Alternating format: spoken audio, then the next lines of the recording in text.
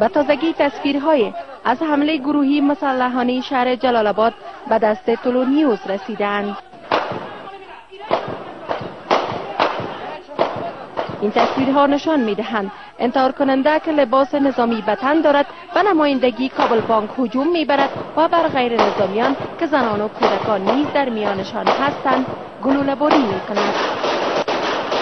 در این حمله که به روز شنبه در شهر جلال آباد رخ داد 40 تن کشته شدند و نزدیک به 80 تن دیگر زخم برداشتند.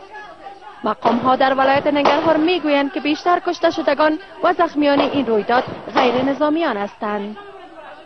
انتحار کننده ای که پس از گلوله‌باری بر غیر نظامیان از سوی نیروهای امنیتی ولایت ننگرهار بازداشت شد میگوید که از کشتن مردم لذت می‌برد. پاکستان سره دا و مشتل ډیر مو مشل بس چې دا ټول انګریزان دي داخلي درشي ولا درنګ درشي ولا درنګ او درنګ نه ول درنګ درشي ولا بس خوان جره کوله په شاګو از بلکې خوان. شماری از عالمان دین این عمل را به شدت نکوهش می‌کنند و این کار را مغایر آموزه‌های اسلام می‌دانند. از سوی هم فرمانده پلیس ننگرهار از نهادهای عدلی و قضایی می‌خواهد تا این مرد مهاجم را که بازداشت شده است به اعدام محکوم کنند.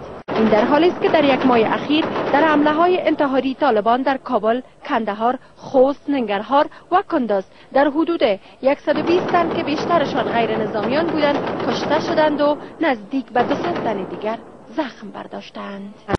افزایش حمله‌های انتحاری و آماج قرار گرفتن غیر نظامیان از سوی طالبان واکنش‌های مردم و نهادهای حقوق بشر را برانگیخته است.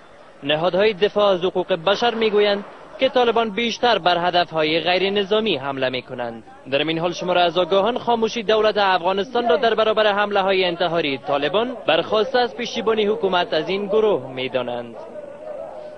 سکوت از اینا در ارتباط به همچون فاجعه بزرگ در داخل خاک افغانستان خودش اتهامشون را میبنده که اینا هم در این قضیه از عامیان کسانی هستند که فاجعه در افغانستان ایجاد کردن و از ترس و هراس از آنها نام نمی.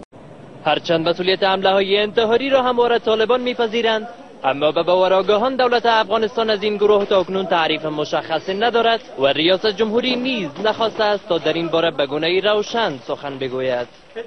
خواست ما از تمام قدرت‌هایی که در بحران افغانستان به نحوی دخیل هستند و به درازا کشانیدن بحران در افغانستان را به نفع خود می‌بینند این است که این قدرت نمایی خود را در کشتن و شهادت رسانیدن مردم بیگناه، مردم ناتوان و مردم ستمدیده افغانستان توقف بدن.